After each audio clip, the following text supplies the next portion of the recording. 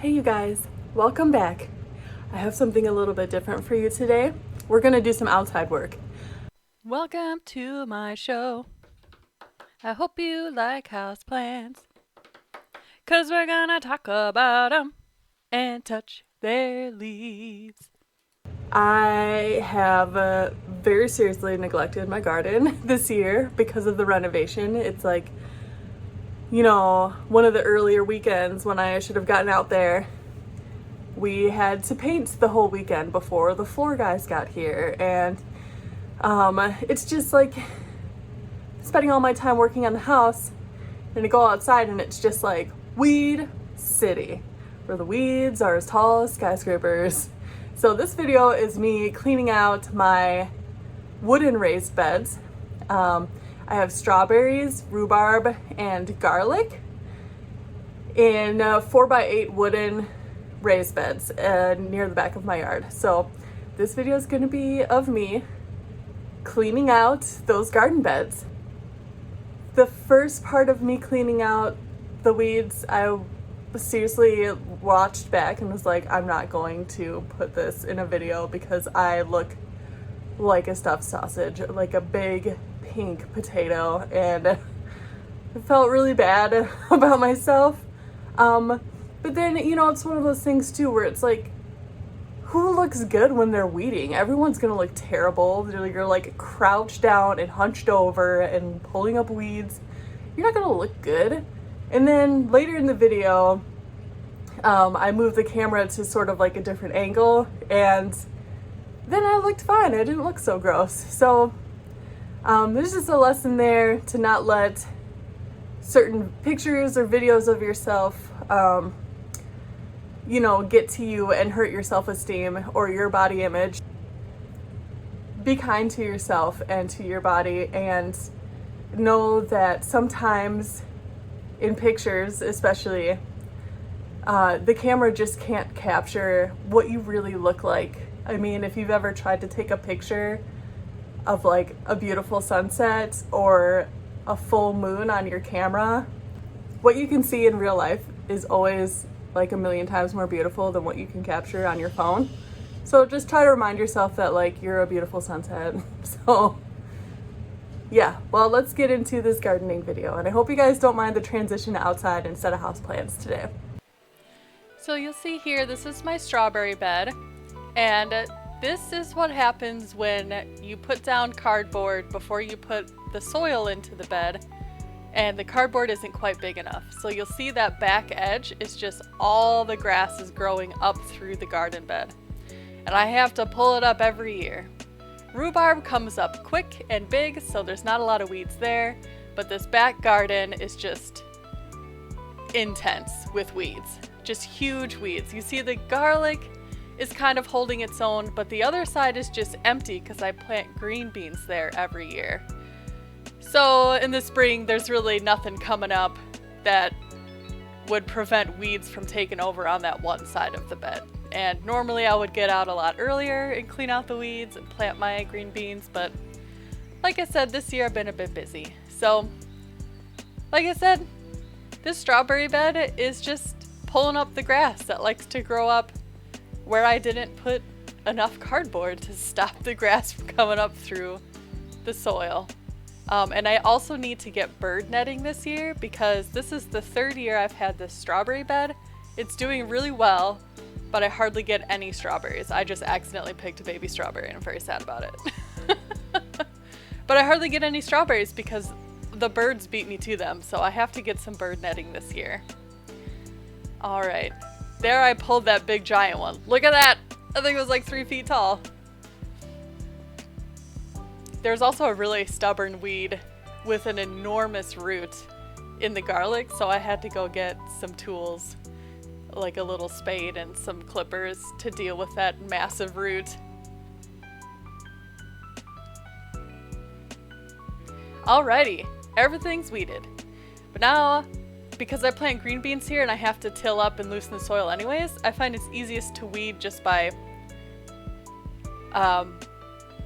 sort of lifting the soil. I almost grabbed that stinging nettle full barehanded yeah, almost bear pawed that, and that would have been really bad.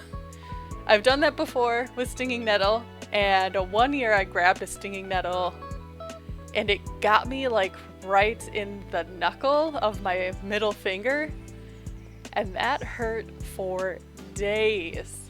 I mean, I don't know if it's something about the knuckle got all inflamed, like the joint there, but that was not pleasant. So I'm glad that this year I noticed what I was about to grab. I did manage to get stung, but just one little sting, so it really only bothered me for the rest of that day, and then it felt better. So you can see my weeding here is a technique where I just sort of grab at the soil. You kind of have to wiggle worm out some stubborn roots. And this one I needed the pitchfork for to sort of really get that root all the way out.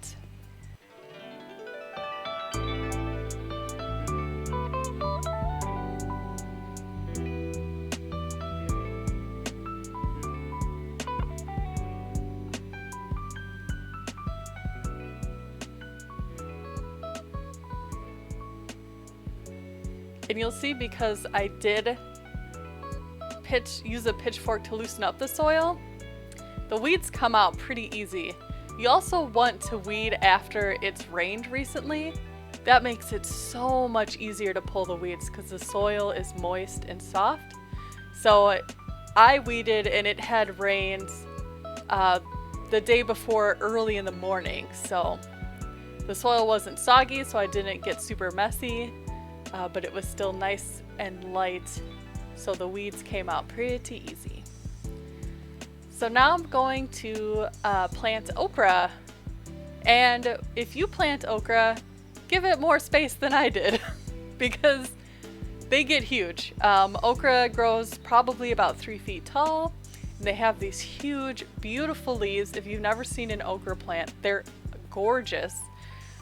They look kind of like a castor bean plant with just these enormous, huge, hand-sized leaves.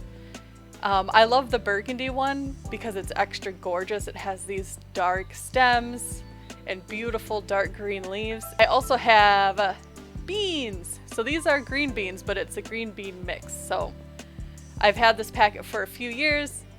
Grows really nice green beans. They've lasted a long time. So there's purple beans, yellow beans, and green beans. And this is the bush variety. If you grow bush beans, they stay nice and short and compact. They don't produce as much, like each individual plant won't yield as many green beans. So you just grow more plants. But this way you don't have to worry about providing a trellis or anything for them to grow up, and you don't have to worry about training the vines upwards. You can just grow these short little bushes and go and pick your beans. So for the beans, I am trying to dig a little bit deeper of a trench than I did for the okra. And that's because with seeds, generally, you want to bury them as deep as the seed is long. So beans are about 1/4 inch in size. So I'm trying to make sure that the beans are at least under 1/4 inch of soil. Where the okra has really small, round seeds that are about the size of a coriander seed. So those don't need to be planted as deep. In fact, they shouldn't be planted as deep, or they won't have enough energy to make it out of the soil when they germinate. Which makes sense. Bigger seed equals more energy for the seedling, which means that it can grow through more soil to get to the surface and start photosynthesizing. So if you have really tiny, teeny tiny seeds, those you can almost just put on top of the soil and press them in. And pat the soil down, make sure that there's good contact, good soil contact with the seed, and that'll help them germinate.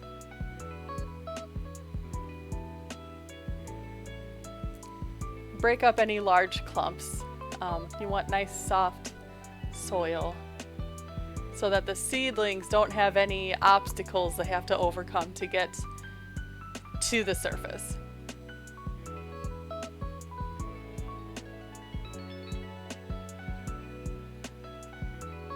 And I'm planting them pretty close together. Normally you would give the seeds a little more room, but these seeds, like I said, I had for a few years, so their germination rate is kind of dropping. So I'm over planting them, and I'll pull and thin out any seeds that kind of are little seedlings that are a little bit too close together later on when they start popping up. Rather have more plants and pull some up than spend all this time planting and then not get a good germination rate and have no plants, hardly any plants that come up. And then you want to water them in. And in order for seeds to germinate, you have to keep the soil consistently moist. And unfortunately, we normally have a nice rainy June, but it's been really dry this June so far. So I was out every day watering this garden so that my plants would germinate. But you'll see they look beautiful now. Look at that gorgeous strawberry bed. No more grass. I do sort of just throw my weeds onto the lawn and then I clean them up in a couple of days. I like to do it that way because then the weeds sort of dry out on the surface of the grass. Look at this bunny rabbit I saw. Oh, he's so cute. Here's my strawberries coming up. Starting to ripen, looking good. All this okra is coming up already. It's only been about a week and there's tons of little seedlings popping up out of the soil. So cute. And there's that little bunny friend again. I finally scared it away when I got close to the beans. Boop. And here's the beans coming up. Germination rate was pretty good. So looking forward to lots of green beans again this year.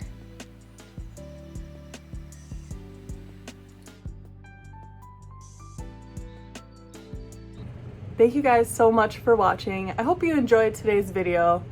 And let me know if you're doing any cool outside stuff, or even if you just have like a little balcony or a window box at an apartment. What are your plans for outside this year? And thank you again for watching. Please like and subscribe if you enjoy this kind of gardening content. I know maybe it's not the most exciting thing to watch someone pull weeds, but the end product is very satisfying. So anyways, you have a good one. Be good to yourself, be good to your friends, be good to your plants, and be good to the animals. Bye! Thank you for tuning in. I hope you liked my plants. Go and have yourself a real nice day, and I'll see you next time.